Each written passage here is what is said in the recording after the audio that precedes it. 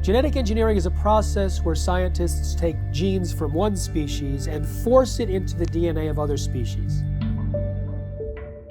Every single independent study conducted on the impact of genetically modified food shows that it damages organs, it causes infertility, it causes immune system failure, it causes holes in the GI tract, it causes multiple organ system failure. The whole concept of genetically modified organisms is throwing a monkey wrench in the life on this planet.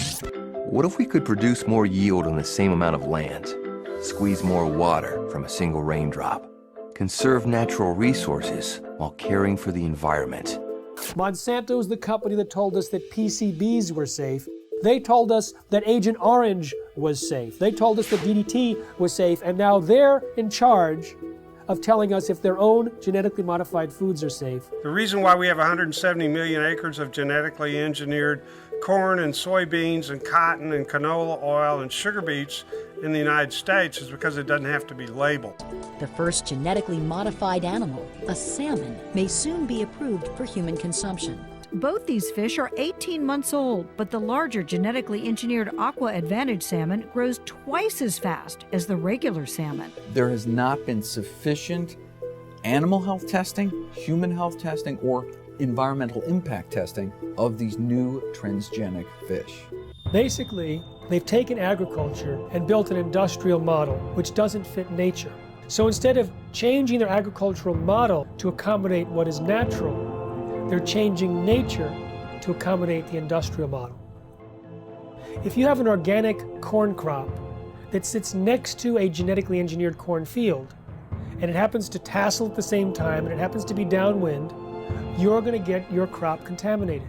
The rest of the food supply is contaminated. Then the genie is out of the bottle, and it's maybe physically impossible to turn the situation around. In the genetic engineering revolution, these seeds are now patented property of one corporation called Monsanto. The pharmaceutical industry has no interest in having you well because they don't make any money if you're well. And the pharmaceutical industry is the biotech industry. Some people think that GMO really means God move over. We are heading downhill at a rapid rate of speed toward our own extinction. The use of GM in agriculture is a risk that is simply not worth taking.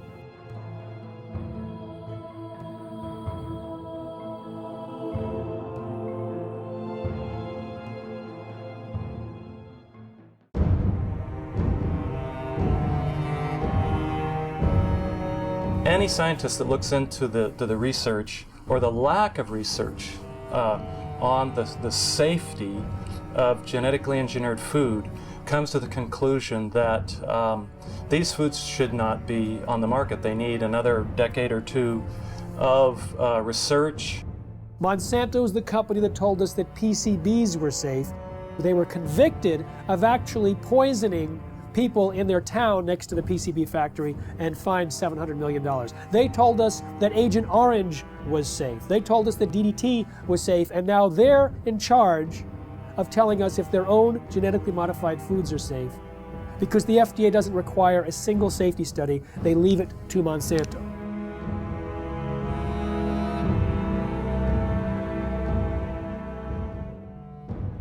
I know Monsanto, as one of the officials of the organization said, we're here to make money. And that's not just Monsanto, that's a lot of food industries. Their job is to make money for the investor. Unfortunately, that becomes the highest priority thought in their minds. Make money, make money, make money. They're not actually making products to make health, they're making money.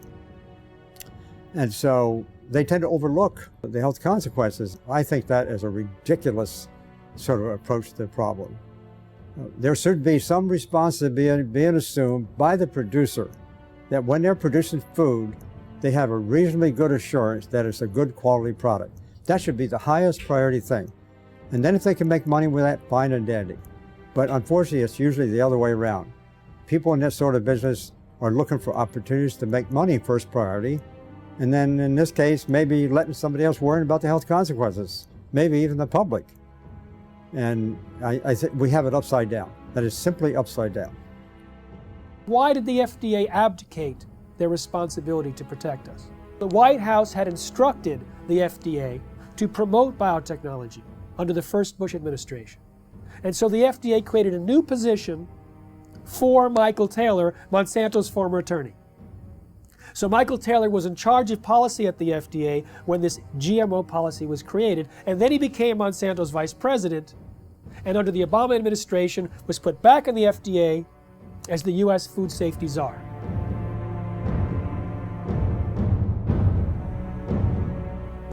In reality, the overwhelming consensus among the scientists at the FDA were not only that GMOs were different, but that they were inherently dangerous, that they might create allergies, toxins, new diseases, and nutritional problems. They had urged their superiors to require long-term study, and when they saw drafts of the policy coming back to them, they were angry and urged their political appointees to change course.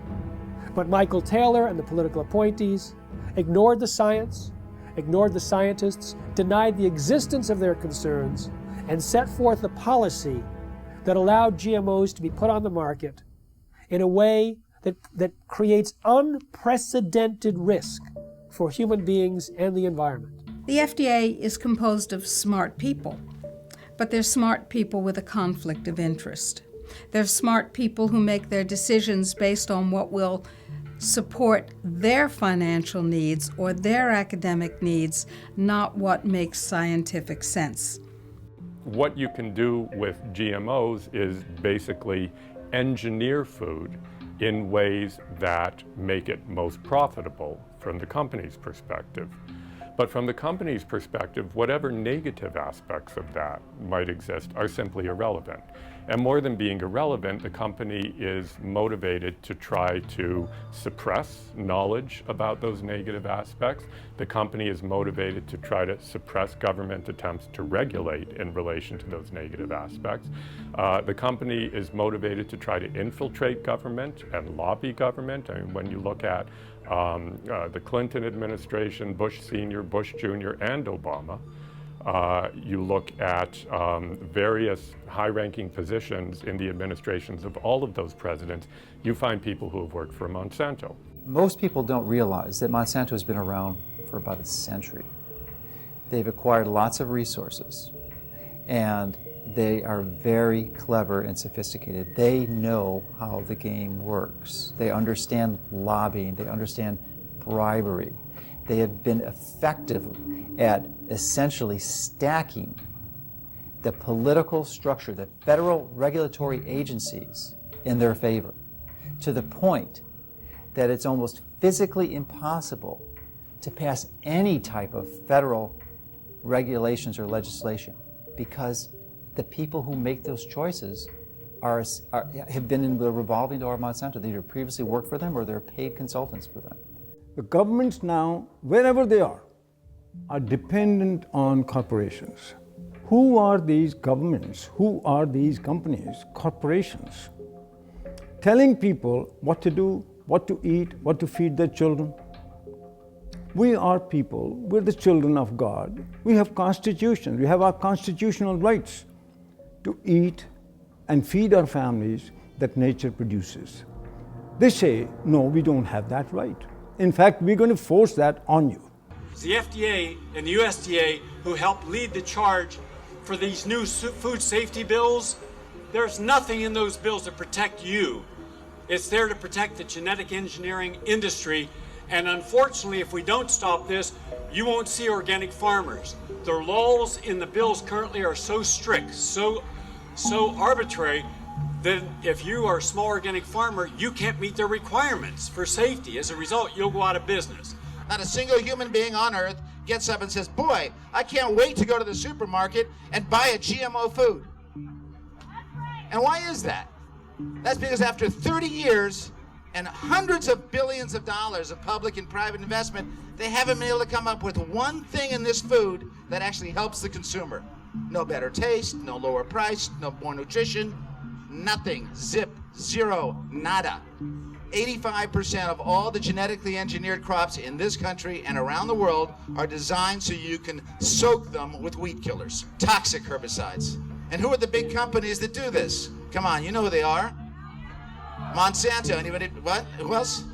DuPont, Dow Chemical, Syngenta, Beyer. What kind of companies are these? Chemical companies. As the chemical seed package has spread, and now with genetically engineered seed that originally was free in India because it belonged to the farmers, or was low cost because it was released from the public sector universities that did seed breeding. In the genetic engineering revolution, these seeds are now patented property of one corporation called Monsanto. They take genetic material, either DNA or RNA, and insert it using very sophisticated techniques and create an artificial life form, a transgenic species that is impossible to reproduce in nature because the reproductive organs don't match. And as a result, once this form is created, here's the danger. It can cross-pollinate, it can contaminate the traditional crops. Percy Schmeiser was a farmer in Canada who was contaminated by Monsanto's genetically modified seed. Well, he realized he'd been contaminated because he used some of this herbicide to kill off weeds around utility poles on his property. When he saw some of the seed did not die from the application of glyphosate, he knew it must be genetically modified. Well, he didn't do anything to purge his property of that contaminated seed. It would actually take 3 years of taking your crops out of use before you could completely purge them of the genetically modified seed. He decided he didn't want to do that because that would be costly. So he saved his seed for planting the following year, and Monsanto said, well, you now knew that you had genetically modified seed. You saved it for planting a second year. That's infringement. They sued him for patent infringement. It went all the way up to the Canadian Supreme Court. And although they found that technically he did infringe their patent, they awarded Monsanto no damages. Both in Canada and the United States, hundreds of farmers have been totally bankrupt, lost their farms and so on through lawsuits by Monsanto. So there's a real fear. Now we call it the new fear, a fear culture amongst farmers, where a corporation now, through the rights of patents on a gene, have which is inserted into a seed to make it resistant to a chemical or whatever, is that they lose their rights to use their own seeds or plants. So it's total control eventually that farmers have to go back to a corporation like Monsanto each year to buy their seed because they're no longer allowed to use their own seeds. So as a victim, you basically have to pay for your lawsuit, your damages, and so on. So farmers become victims and they have done nothing wrong because they were contaminated by a neighbor, by whatever means, by pollen flow, by seeds blown in the wind, transportation, and so on. So it doesn't matter how it happens. If you are contaminated, it's over and it's over. It's inevitable that someone who does not want to use their seed will become contaminated. Even the United States National Organic Program standards acknowledge this when they say you won't lose your organic certification if you're contaminated up to a certain percentage, as long as you take efforts to try to avoid that contamination. Monsanto has said that it's the responsibility of an organic farmer to use large portions of their own property to set up buffer zones to try to decrease the likelihood that they'll be contaminated by their neighbors. But that's quite perverse when it's their seed that's the new entrant into the neighborhood. In the mid-90s, the UK government gave about $3 million to a scientist to figure out how to test for the safety of GMOs. That scientist was Dr. Arpad Pusztai, the world's leading expert in his field. He worked at the top nutritional research laboratory in the UK, one of the best in the world. He had about 20 or 30 researchers working with him in 3 different institutes, and his protocols that he was designing were supposed to be implemented into EU law as requirements for the safety assessments of any GMOs to be introduced into Europe. He took a potato that was genetically engineered to produce an insecticide and fed one group of rats the genetically engineered potato. He fed another group of rats natural potatoes, and a third group of rats natural potatoes, plus their meal was spiked with the same insecticide that the GM potato was engineered to produce. So you have GM potato, and natural potato plus an insecticide, and all three had a complete and balanced diet as well. We measured all sorts of things, growth, for example, how these young animals were growing, what happened to their inside, and what happened to their immune system. And it became clear that the GM had a slower growth. It had problems with internal development of its organs, and it certainly knocked out the immune system. Only the rats that ate the GM potato got sick. They had potentially precancerous cell growth in their digestive tract, smaller brains, livers, and testicles, partial atrophy of the liver, damaged immune system in 10 days. What was the cause of that damage? It was not the insecticide, because the group eating the insecticide did not have the problem. It was understood that it was the process of genetic engineering itself and the unpredicted side effects that caused this profound damage to every system and organ studied.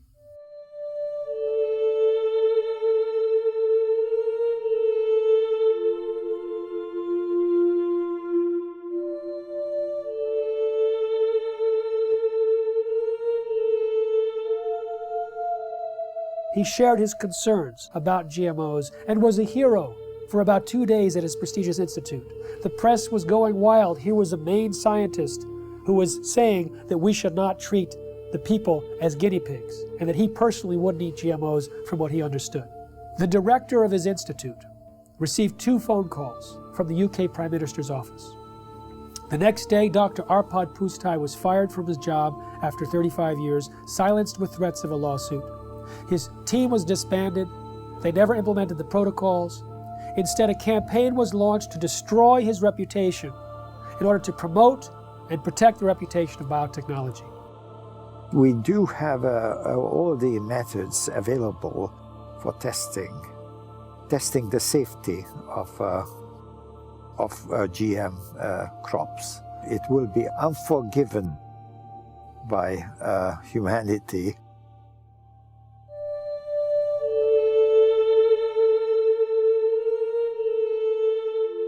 Monsanto scientists found bacteria growing in a chemical waste dump near their factory in the presence of Roundup herbicide. Now, Roundup normally kills bacteria. This bacteria was surviving. They said, great, let's put it in the food supply. So they took the gene from the bacterium that allowed it to survive the Roundup and put it into soybeans. And now those Roundup-ready soybeans can be sprayed with Roundup herbicide and they don't die, just all of the other plant biodiversity in the ground dies. The active ingredient in Roundup is called glyphosate. Glyphosate was patented in 1964, not as an herbicide, but as a broad-spectrum chelator. It hugs a lot of different minerals that are needed and does not allow the plants to access them. It also destroys some beneficial microorganisms in the soil, which normally provide nutrients to the plant. It also promotes pathogenic organisms in the soil, which then overrun the plant. And so it creates weaker plants, stronger disease, and the disease does the killing. Now, what do the livestock in the United States eat? They eat largely Roundup-ready crops. Roundup-ready soy, corn, cottonseed, canola mash, sugar beet pulp, and soon alfalfa. So a huge percentage of their food intake is Roundup-ready crops. Now remember, Roundup pulls the nutrients out of the crop. It makes them unavailable. So now we have millions of livestock eating nutrient-deficient food. And what do we eat? We eat plants and we eat animals and take their milk. So it turns out it's a perfect storm now, not just for plant disease, but for animal and human disease.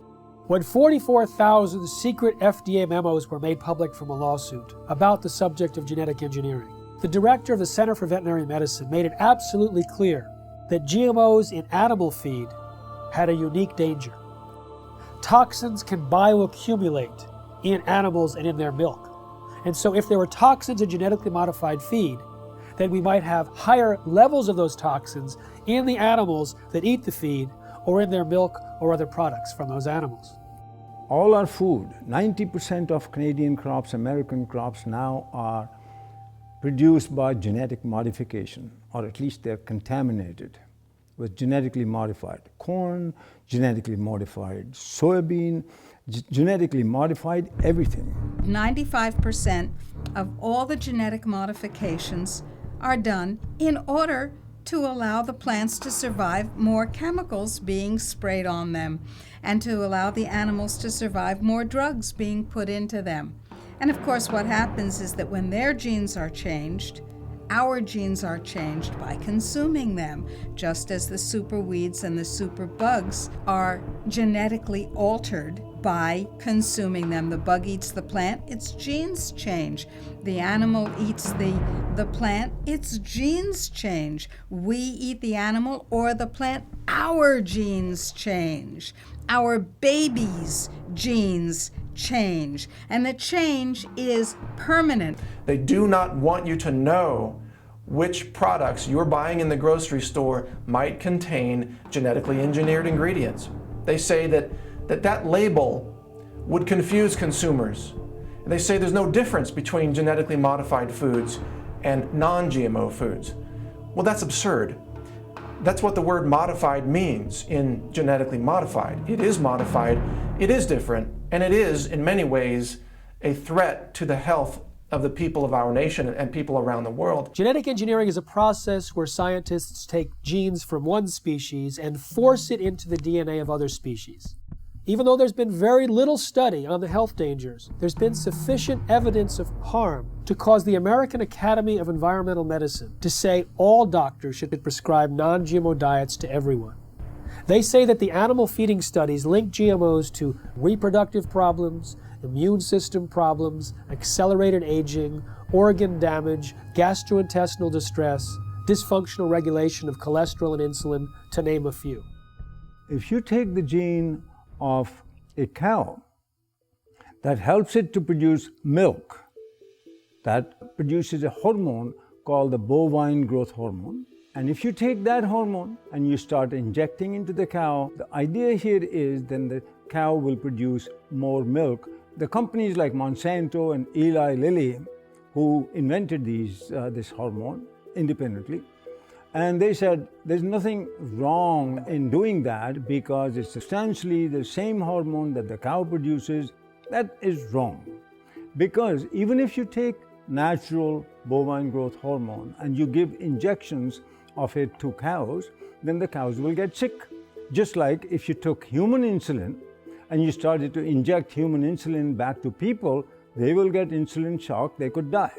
But the cow receiving this hormone will actually be sick. It'll have pus in its milk because it's producing too much milk. The teat canal of the cows will get infected. It'll have to be treated with antibiotics. When the Canadians were evaluating bovine growth hormone, the senior scientists there testified before the Senate that Monsanto had offered them a bribe of $1 to $2 million to approve RBGH without further study. They say documents were stolen from a locked file cabinet in the government's office, that they were being pressured to approve the drug, which they thought was of questionable safety. What we have is rigged research, hijacked regulatory agencies where many people at the agency, at the FDA, that was approving this bovine growth hormone were from Monsanto. Monsanto's former attorney, 2 former researchers. In fact, Richard Burroughs, who was an independent veterinarian working at the FDA, he was fired. He was told he was slowing up the approval process. Well, he sued and was reinstated back at the FDA, but during the trial, his boss admitted that the whole thing was a setup to get him out. He was in the way of the approval of bovine growth hormone. In the U.S., there's evidence that articles have been published that scientists who do any research on that possibly could show negative results of genetically engineered crops are harassed. They are denied funds. The universities that depend on industry money are pressured to not allow this or to discourage this kind of research. Monsanto's own research shows that when rats were fed this BT corn, they had signs of toxicity in the liver and kidneys. When genetically modified soybeans were fed to rodents, we've seen changes in the testicles changing from pink to blue, changes in the sperm cells, changes in the uterus and ovaries, in the DNA functioning of the embryo offspring. In 2001, a small California biotech company called Epicite patented a gene, which causes both men and women who eat it, in the form of any product, to produce antibodies to sperm. If the men eat the Epicite gene, they produce antibodies to their own sperm, rendering them irreversibly sterile. If women eat the Epicite gene, when they have intercourse, their bodies produce antibodies to the sperm that has been deposited, and they become infertile through the destruction of the sperm. Now, DuPont and Monsanto formed a joint venture, purchased the Epicite firm, and, quote, commercialized the Epicite gene. Do you want to know if the food that you're eating contains the Epicite gene? Sure you do. How about the food that your children are eating, or your grandchildren? Sure you do. We've seen smaller babies, a death rate that's 5 times that compared to controls. Sterile babies, even babies with hair growing in their mouths. And this has been done by government scientists as well as independent scientists who are at the top of their field. Pay close attention to what you are about to see. These rats have been fed with transgenic corn during their entire life cycle. The tumors they suffer from are enormous. The study that revealed the effect of the GMOs on the health of these rats has just been completed. It lasted for 2 years. We spent over a year trying to obtain transgenic corn because no GMO manufacturers were willing to provide them. This is because Monsanto requires contracts to be signed stipulating that the seeds must not be used for testing. We wanted our study to be independent. Every rat was dissected to identify the way each diet, GMO and Roundup on its own, had acted on the metabolism of each animal, focusing on the development rate of the tumors that only start to manifest themselves after the initial 3-month period. Each step up represents a large tumor, which can measure 17 millimeters by 17 millimeters. 94% of them take effect in the mammary glands, which would equate to breast cancer in a woman. We are faced with renal tumors for the males. Some males also suffer from mammary tumors. One could have thought that the main cause of death was coming from the pesticide added to the corn. But what the study highlighted, and this for the first time ever, is the fact that the transgenesis itself could have killed the rats. What this means is that just by interfering with the genome of the plant in order to modify it, we are faced with repercussions that no one could have anticipated. This is enough to make us reconsider all the scientific precepts that led to the creation of GMOs. We realized that GMOs without any Roundup residue were responsible for an increase in the death rate of females and of some males. This is the GMO that is being eaten by the Americans, but also the GMO that has been approved for importation by European agencies, and that contaminates our food. When they allow animals to graze on the cotton plants after harvest in India, for years and years there was no problem. When they introduced this Bt toxin producing cotton, thousands of sheep died, buffalo died, goats died. I've interviewed the people myself, seen pictures of their dead animals. These animals were successfully grazing on non-Bt cotton plants for years. In one case, 13 buffalo grazed on Bt cotton plants for a single day, and within 3 days they were all dead. Unfortunately, there's not sufficient follow-up. One small non-governmental organization pleaded with the government in India, please do some research on these animals. The government refused. They pleaded with universities offering to pay for the research themselves. They refused. So this small NGO did their own research. They put 3 sheep in one field with Bt cotton Bollgard 1, 3 with Bollgard 2, and 3 with non-GM cotton. Within a month, all 6 sheep eating the Bt cotton plants died. But 3 eating the non-Bt cotton plants had no symptoms. But their research was dismissed because it wasn't a government agency or a university. So we have a situation where the evidence is there, but it's not being paid attention to because it's being drowned out by the big bucks and the biotech industry with their tobacco-type science and their distortion and denial of the facts.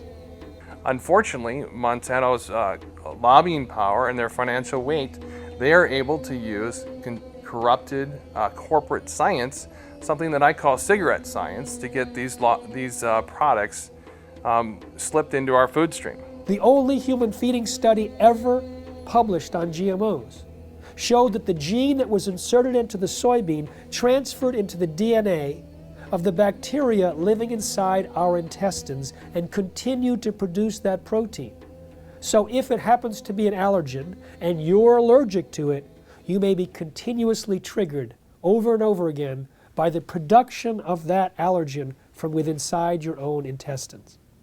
When we look at the quality of the nutrients in our soil, we see that that has become actually a victim of industrial agriculture, which destroys the microorganisms in the soil and then puts in a few nutrients as if that were enough to provide a healthy diet. It turns out that the current industrial agricultural model was based on surplus military products after World War II. They had extra bomb-making material that worked as fertilizer, so they created the synthetic fertilizer industry. They had excess nerve gas that they could use as insecticides, so they created an insecticidal industry. And by steering the farmers and the land-grant universities and all the population towards these high-input, corporate-driven agricultural models, we actually stripped away some of the health and some of the nutrients that were vital and are vital to the health of the people and of the livestock. The plant's ability to absorb nutrients out of the soil is restricted with GMO seeds and plants. And that's why the nutritional value is going down, and that has become a very big concern. And there's a very big concern that many of our foods that we eat, nutritional value contents have to be rechecked because it has changed. It alters the structure of a plant when you put a GMO gene into a plant. So you no longer have the same type of plant and you've changed the makeup. Monsanto is the only company I know of that doesn't want you to know you're buying something that has their technology inside it. You know, cell phones, computers, automobiles, everything else we purchase, clothing, is branded because everyone wants to know, they want consumers to know that their product is inside whatever you're purchasing. But Monsanto wants that to be a secret. If you go and purchase any of their bags of seed and you look at the back, there's a big, huge box with a big stop sign. And when I first saw this, I thought that meant stop, this seed is dangerous. Don't swallow it, wash your hands after you've touched it. No, all those health warnings are lower down the bag in smaller font. If you look in the box where the stop sign is, it actually says stop. These seeds are protected by the following patents. Your use of these seeds must be in compliance with the license agreement. You may not save the seeds for replanting, blah, blah, blah, blah, blah. So they object to labeling of food that consumers buy, but they have no problem with labeling their own product with all of their patent numbers. So there's some things that they want the public to know and other things that they don't. Traditionally, the proponents of genetic engineering have stated that there's relatively no risk or essentially no difference between genetically engineered plants and products and conventionally raised products. Well, new studies dispute this quite widely. There was a study done last year in the Journal of Reproductive Toxicology that showed that over 93% of genetically engineered toxins were found in the blood of pregnant women and 80% in the fetuses. So this potent crop toxin is being transferred into the population. Genetically modified soybeans has as much as 7 times the amount of a known allergen compared to non-GM when the two are cooked. With corn, there's a gene that's normally shut off in corn, but it's switched on accidentally in Monsanto's corn, and that gene produces a known allergen. There's also more herbicides used on these genetically modified herbicide-tolerant crops like Roundup Ready Soy, and the excessive herbicides might promote allergic-type reactions. Peer-reviewed studies show that there's an association between heavy GMO consumption and serious health problems, including asthma and food allergies. There's also a damage to the pancreas and the production of enzymes that are used for digestion in mice that are fed GM soy. If we take longer to digest proteins, then that means eating genetically modified soy might cause us to be reactive to a wide variety of foods, not just to GM soy. The real risk here, the real concern is that these threats to the food supply are validated. And there is, the GE crops are the predominant crops, and they've contaminated the rest of the food supply. Then the genie is out of the bottle, and it's maybe physically impossible to turn the situation around.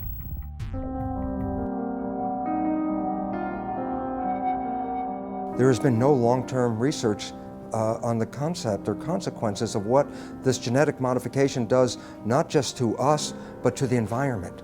And right now, from all the research that's showing up, it says this has a very negative and profound effect on destroying the environment in which we live. So therefore, I find it senseless that the government would support and condone genetically modified foods without even having the basic research to understand the liabilities involved in creating these monster organisms and putting them into our world. The conversation in Europe and in countries in South America and in Asia is much more sophisticated in terms of its understanding of science, the importance of independent peer-reviewed science that isn't contaminated or corrupted by corporate influence.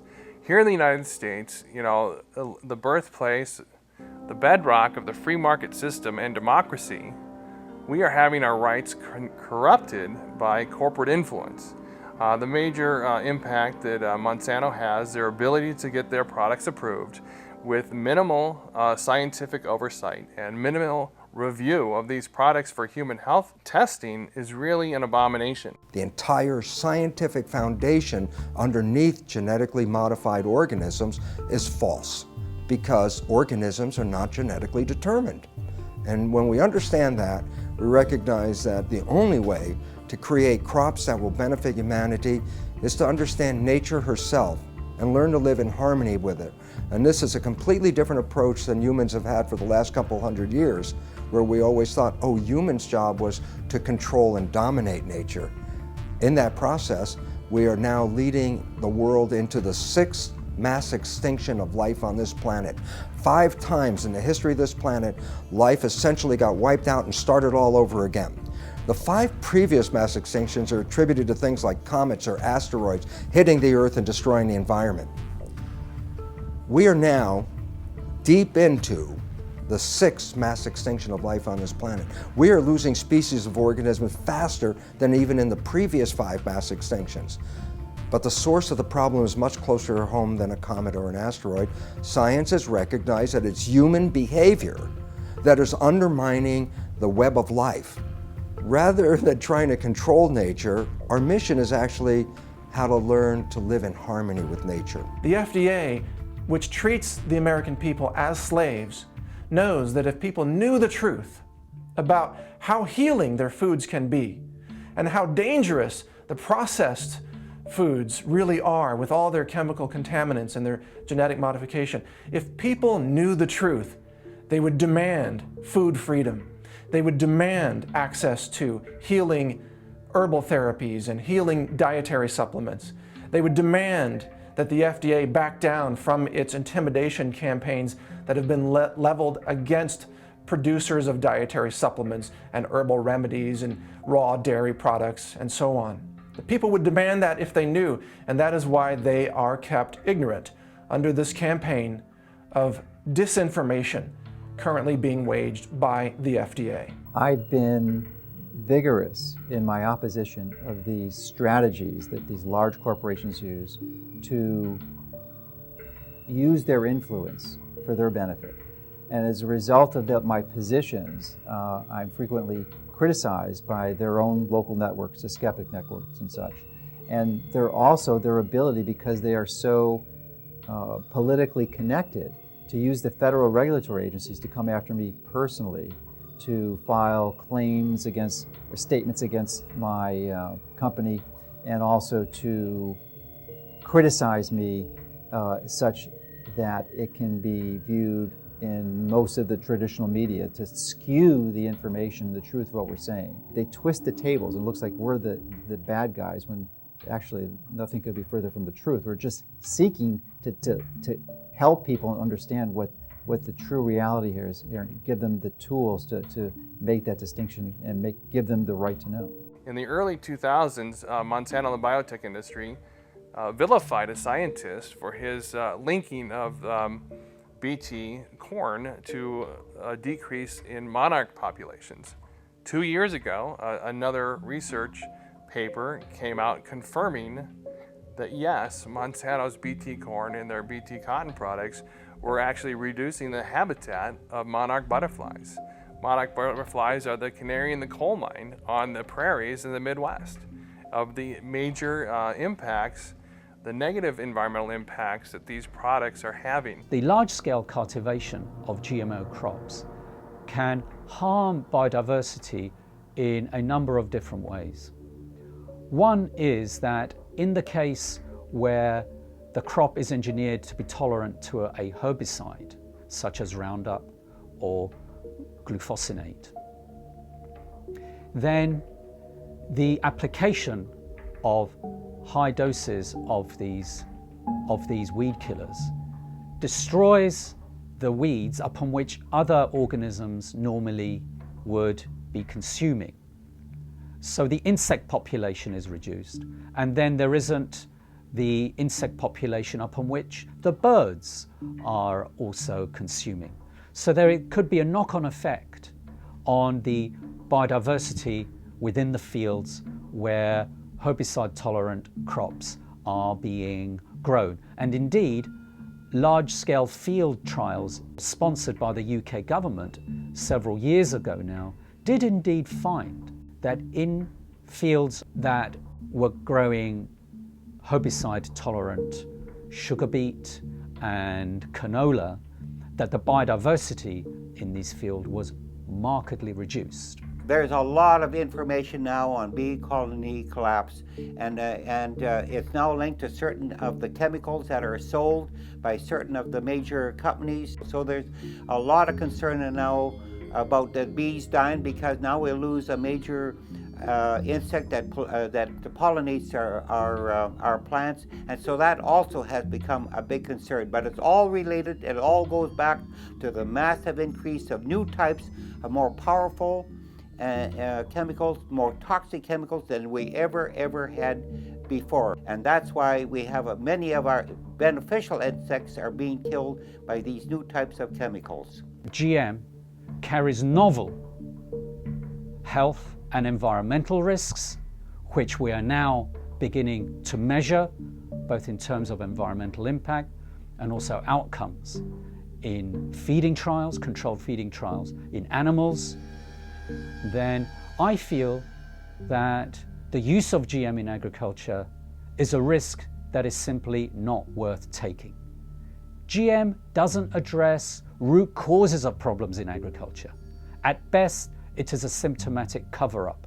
No genetically modified crop can grow unless it's attached to some kind of a pesticide. Those pesticides, more and more, are in these plants. They may have killed the weeds, they may have killed the insects, but the product is still on the plants, and if it's washed off, then it's in the water, it gets into the lakes, it gets into the oceans, it's everywhere. And it's toxic, it causes cancer, it also causes endocrine disruption. That's a technical term for change of hormones. They don't even want to label that this is genetically modified. The milk is genetically modified, or the crop is genetically modified. They say, if we label that, we won't be able to sell it because people won't buy it. Of course, people won't buy it because people don't want it. We have thousands of different varieties of any given food crop you can mention.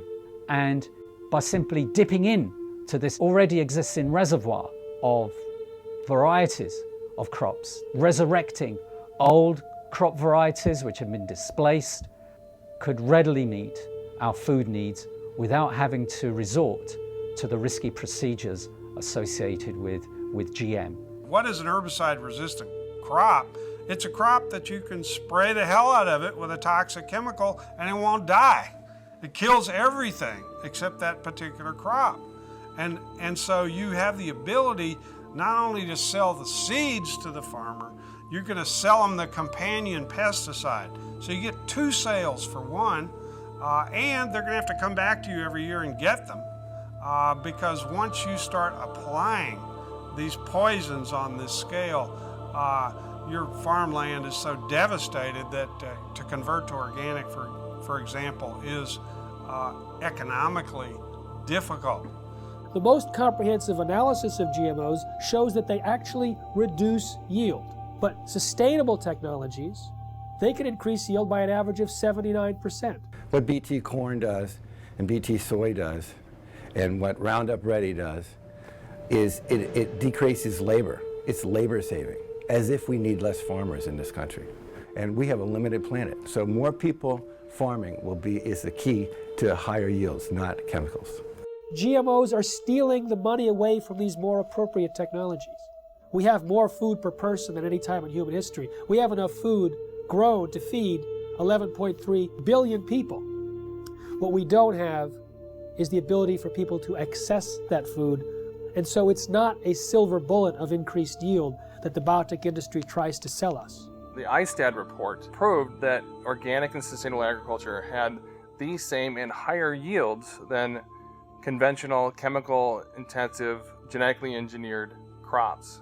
These herbicides are actually having a major impact in killing the beneficial soil microorganisms in the soil, which actually not only add to the yield gains, but also the nutritional value of these plants.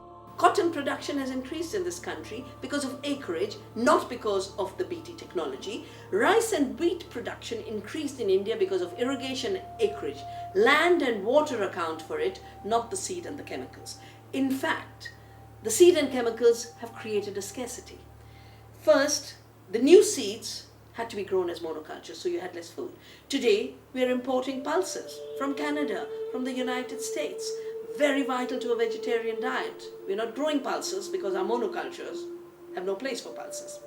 Pulses give you free protein. Pulses give you free nitrogen fixing. All of that was wiped out. Oil seeds, farm trees, agroforestry. The water use of this so-called Green Revolution was 10 times more compared to equivalent farming systems. One huge problem with the GMOs is that they have completely blown out conventional breeding in our land-grant colleges. And we only in this country have 10% of the vegetable seeds that were available to our forebears 100 years ago. Our seed stock is going down the toilet, and we can't even use our land-grant colleges to breed in a standard way because there's no money for it. And that is a huge, huge, huge threat to the future of agriculture, to lose the skill of breeding standard, which is in fact what all that food you see on your grocery shelves, all those vegetables came from thousands of years of farmers sharing their seeds. As a result of the loss of beneficial soil microorganisms, not only have the yields gone down, but there's been a dramatic increase in the rise of crop diseases, which are infecting corn and soybeans in the U.S. We're sacrificing, our soil just because it's an easier way to farm. And trying to convince ourselves it's more economical, but it's not. I'm seeing neighbors' fields who've been doing this stuff for 15 plus years. They can't get rid of a lot of weeds now. These weeds are getting resistant to the glyphosate herbicide, so farmers are upping rates, more herbicide. And then all of a sudden that's not doing it anymore, so you have to switch herbicides. So now the soil is just more and more and more full of poison. So there's going to be more sickness in that field. It's going to be more susceptible to diseases, insects. It won't make it through drought periods as long. The same crops side by side, right across from each other. The natural plants are going to make more over time. And you have a soil that you continue to poison, nature's going to win. In 2006, Cornell University released a study on soil degradation that stated by the year 2050 that 30% of the land that's already cultivated will be unfarmable. Now, the thing about Roundup and glyphosate is that it stays in the soil for months or years. and it continues to cause the reduction of available nutrients and the promotion of these diseases. And so people like Dr. Don Huber from Purdue University, have identified more than 40 plant diseases that are on the rise in the US because of the overuse of Roundup and other glyphosate-based herbicides. Now, it pulls these nutrients out of the food supply for months or years. According to Reuters, in 2007, there was about 184 million pounds of glyphosate herbicide used in the United States. Now, that's one of many, many years, hundreds of millions of pounds, which means hundreds of millions of pounds of nutrients have been tied up and taken out of the food supply. When we have a company like Monsanto that says, I don't care what nature says, I'll create the crops that I want, and we look at what happens, we see another step, another process in our own demise. This is a very powerful enemy, a classic David versus Goliath challenge. And there's the only way we have any approach, any possibility of ever winning this thing is if we work together as a cohesive group. The whole concept of genetically modified organisms is throwing a monkey wrench in the life on this planet. And until we change that, we are heading downhill at a rapid rate of speed toward our own extinction.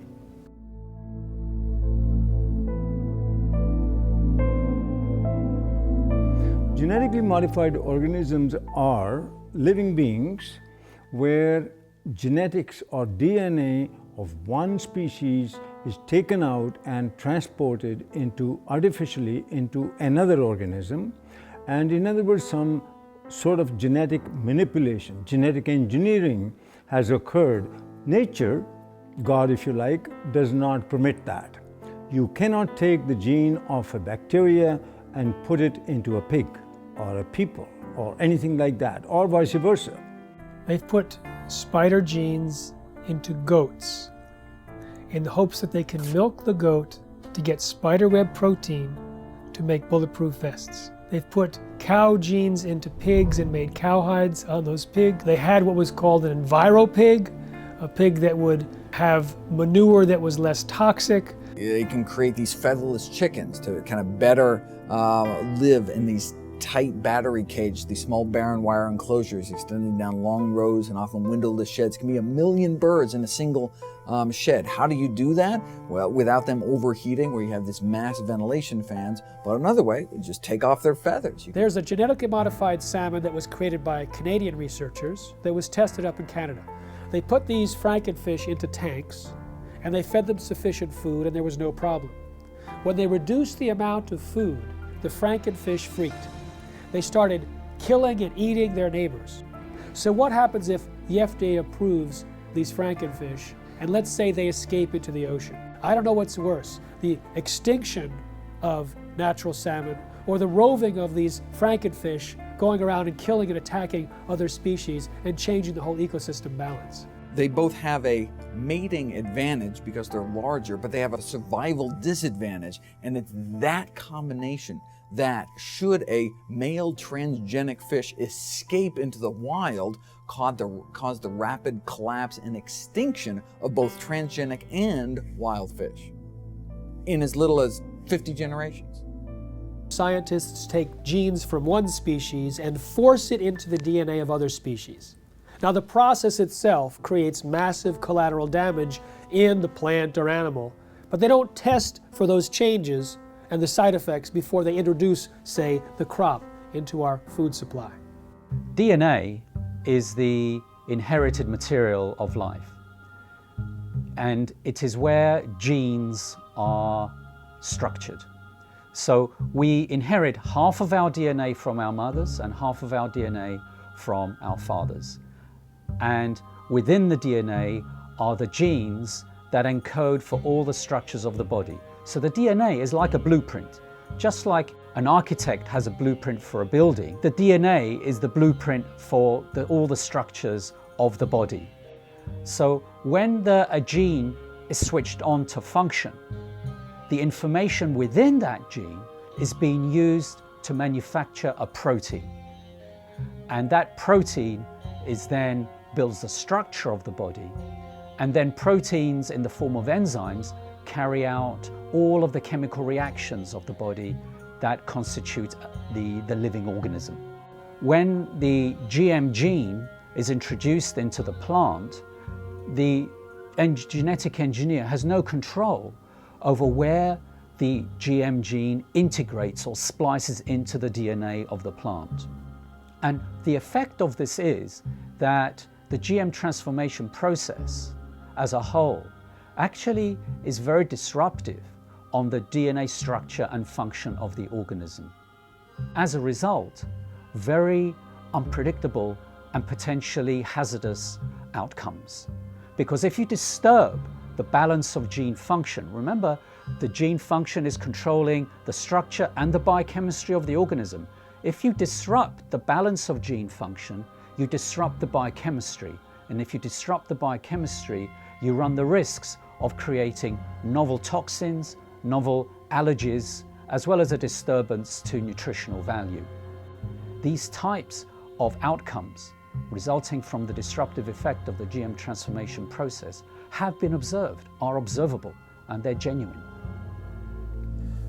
With our understanding of epigenetics, the new science of how environmental signals control our genes, we're introduced into the chemistry of where do the signals come from that select the genes and modify our genetic activity. Well, we used to say everything was due to the genes, but now we find there's a class of molecules called microRNA. They're very small RNA molecules, and they're found in all the cells. And these microRNA molecules are molecules that adjust the reading of our genes. And well, a new understanding has been found about the microRNA molecules. And when we eat food, the microRNA from the food is picked up by the digestive system and not broken down. The microRNA is taken into our own body intact. And now what they followed is the microRNA from food ends up in our own cells, like in our liver and other cells in our body. And these microRNAs still have the same function. They change our genetics and they change our readout of our genome.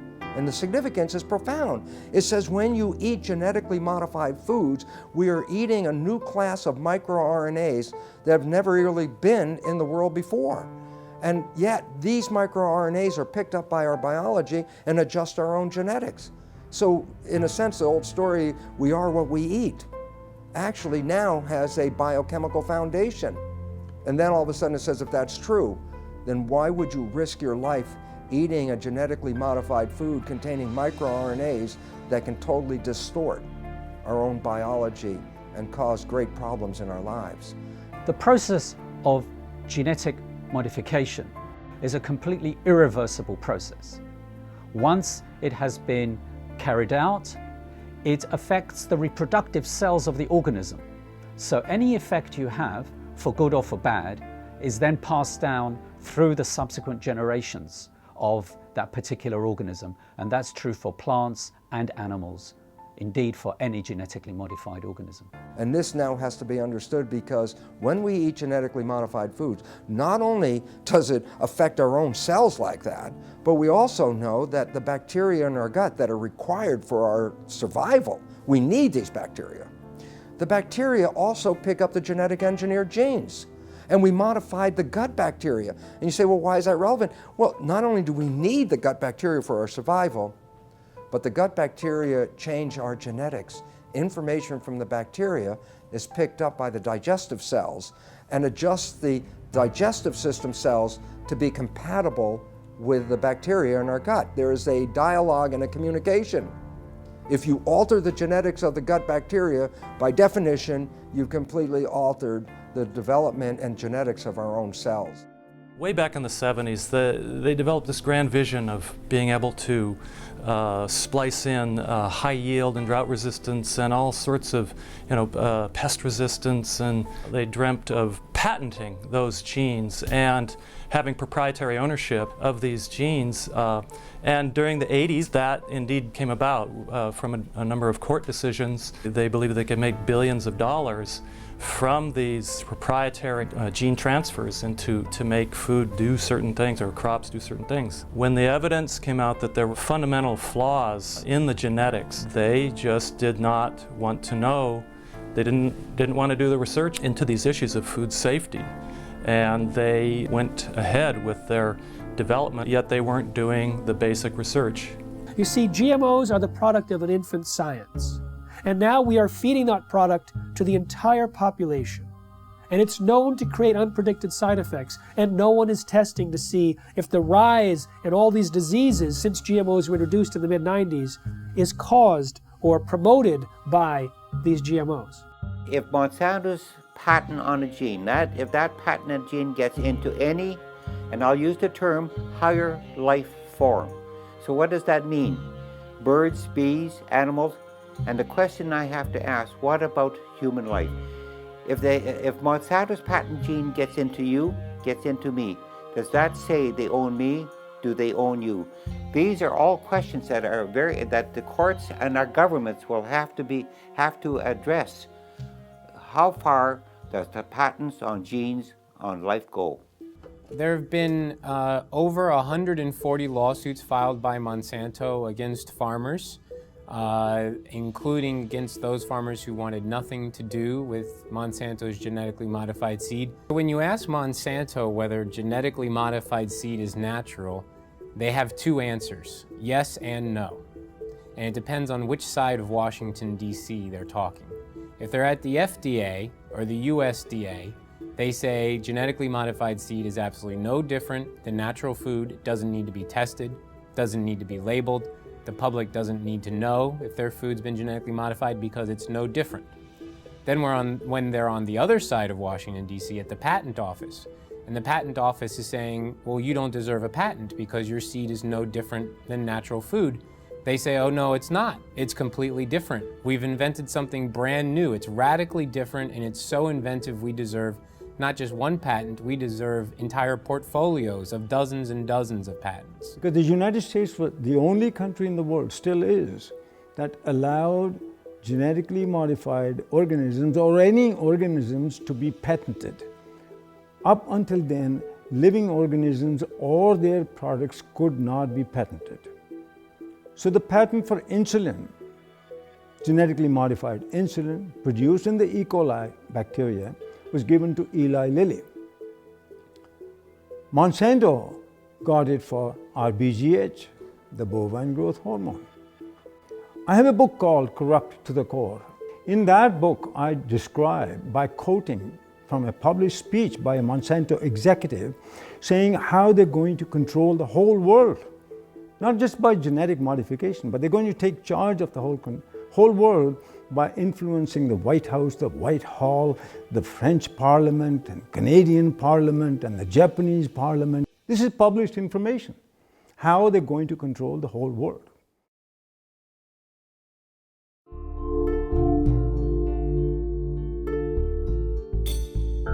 American people are beginning to become more aware and wake up to the fact that their government has been corrupted by corporations and the food that they're feeding themselves has possibly serious human health risks. In the European Union, where labeling is required, there's almost no genetically engineered food on store shelves in restaurants. There's almost none of it planted. Today, more than 50 countries around the world allow labeling of genetically engineered foods.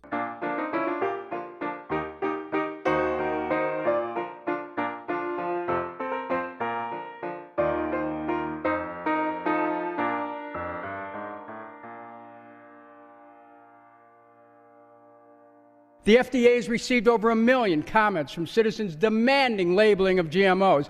90% of Americans agree. So why no labeling? I'll give you one reason. The influence and the corruption of the political process by Monsanto. If you have an organic corn crop that sits next to a genetically engineered corn field, and it happens to tassel at the same time, and it happens to be downwind, you're going to get your crop contaminated. In fact, even the seed stocks are becoming contaminated. I should have the right to be a conventional farmer. You should have the right to be an organic farmer if you're right. But if we have GMO farmers, you no longer, remember this, you no longer can have an organic farmer, you can no longer be a conventional farmer. You'll become a GMO farmer whether you like it or not. An expert in air pollution calculated how far corn pollen could travel in 24 hours, which is the maximum time that it can remain viable to cross-pollinate. It could travel under certain weather conditions over 500 miles. They want the public to sit down and not think about what happened before this piece of meat got on my plate. What happened before this glass of milk sat on the table? We have an ethical responsibility, I believe, not just to other humans and to the future generations. We have an ethical responsibility to all living creatures. We have increasing numbers of retarded and autistic and genetically damaged people among us. We have increasing numbers of lethal allergies and potentially lethal allergies that coincide with the introduction of genetically modified food. We have increasing amounts of autoimmune problems. We have increasing amounts of pretty much everything. The pharmaceutical industry has no interest in having you well because they don't make any money if you're well. And the pharmaceutical industry is the biotech industry, and it is the agrochemical industry. Thousands of doctors are now prescribing non-GMO diets to every patient. In fact, the American Academy of Environmental Medicine urges all doctors to do so. They evaluated the animal feeding studies and said that there's a causal relationship between GM feed and disorders, and they urged the government to put a moratorium in place on GMOs, and of course they're for labeling. My God, we are the sickest of the major countries in the world, and we're also becoming the dumbest of the major countries in the world. And the significance about that is, what a coincidence. This is the motivation of a government, and this is exactly where we are. A country like the United States has 20% of its GDP spent on healthcare costs, on trying to cure chronic disease. We're giving vaccines in children. We're giving all these other drugs, bad food, pesticides, hormones, everything getting into the system in animals and people. This is going to drive countries bankrupt. We're talking about people whose lives are either terminated through preventable diseases which were not prevented through the toxification of their bodies by toxic food. Total population of the world is about 7 billion now. They're saying by 2050, the population will grow to approximately 9 billion. And these companies and the governments all over the world are saying the amount of food in the world will have to be increased to twice the amount. Biotech industry is promising to feed the world with crops that'll have higher yields, even though it's not the amount of food right now that's the critical issue, it's access to the food. And access to the food is largely an economic issue. There's no shortage of food. This is purely due to corruption, because corrupt people in power won't let poor people have their share. Now, since GMOs were introduced, there has been a dramatic increase in infertility in the United States. But there's significant evidence both in laboratory animal feeding studies as well as livestock experience to point a finger at Roundup-ready crops as a potential cause. The newest information of a study just published a week ago shows that these toxins in the food have actually been associated with an increased intensity of obesity, and this is found in salmon and rats. And there are other suggestions that they produce long-term imbalances in fertility rates, in hormonal levels, and immune function, and the ability to digest foods. Big agricultural and chemical companies don't want to label GMOs. What these corporations say is that labeling GMOs will increase our food bills. What I say is if they're so concerned about our bills, then they need to focus on a bigger price tag, and that's our healthcare costs. And we're not just talking about the cost of medications here. How about the cost of missed work and lost productivity when parents have to rush their child to the emergency room or to a doctor's office? And for the children, how about the missed school and summer camp? We're talking about the emotional and societal cost played out over and over again, hundreds of thousands and millions of times over.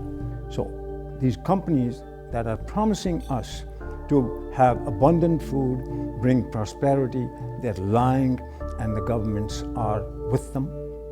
I think if you really want to know the true story about what corporations are doing in our society, about the various harms and dangers that they present, you can't rely on mainstream media. You have to go deeper and you have to go further. That's going to be a very important piece in us moving forward. The fact that we do have those sources of investigation that are not beholden to corporations or corporate media, and that we do have a mechanism in the internet for disseminating them broadly.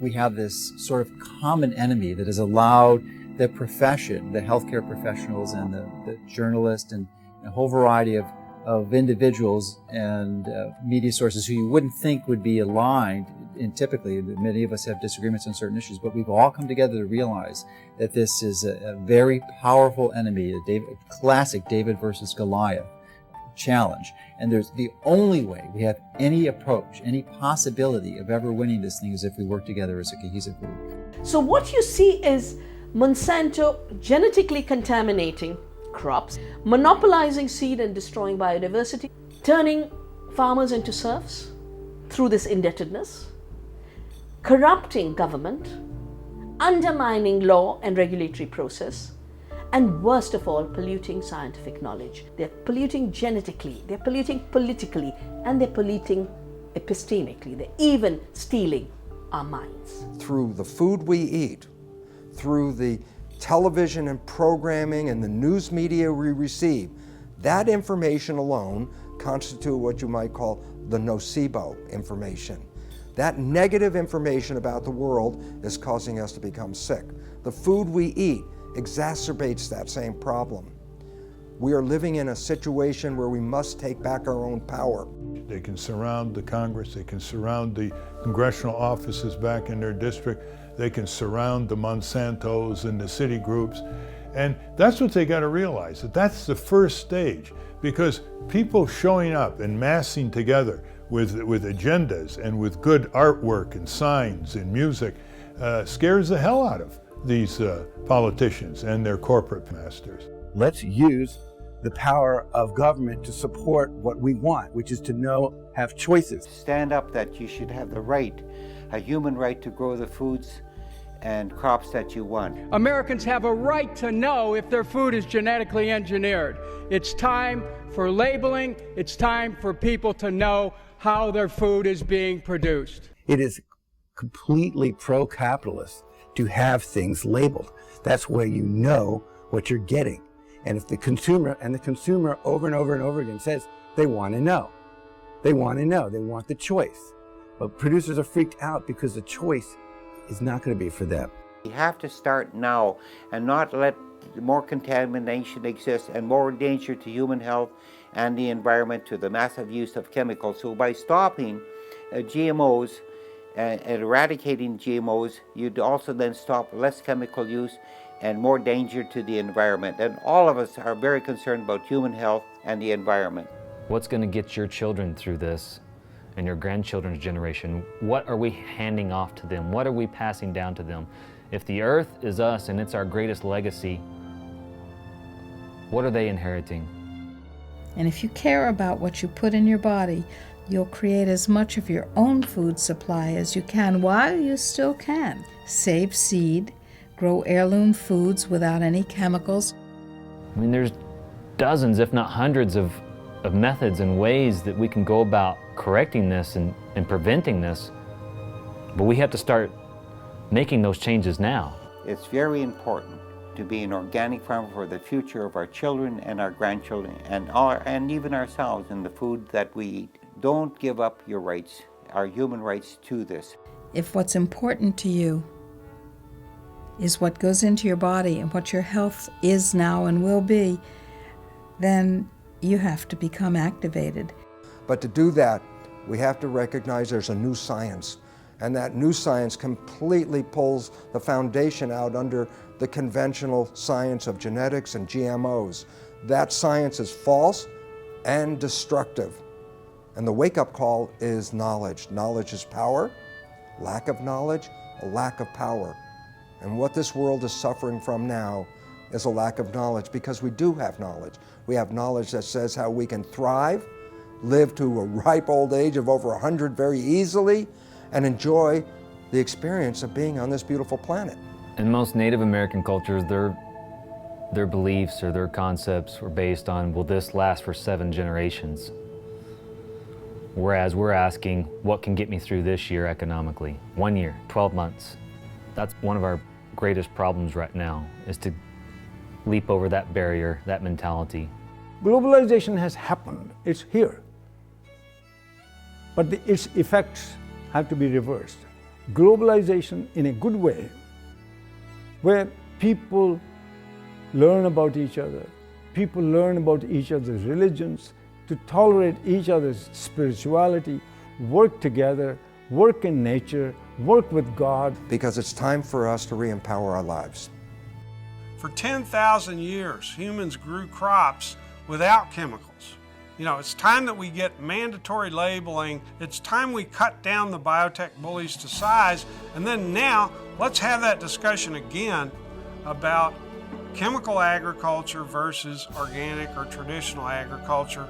The overwhelming majority of the public want us to produce food and to raise animals in the natural, healthy, humane way, in a way that doesn't destroy the environment, public health, and the climate. And we're going to get to that point, but it's going to require, as I often put it, the food fight of our lives.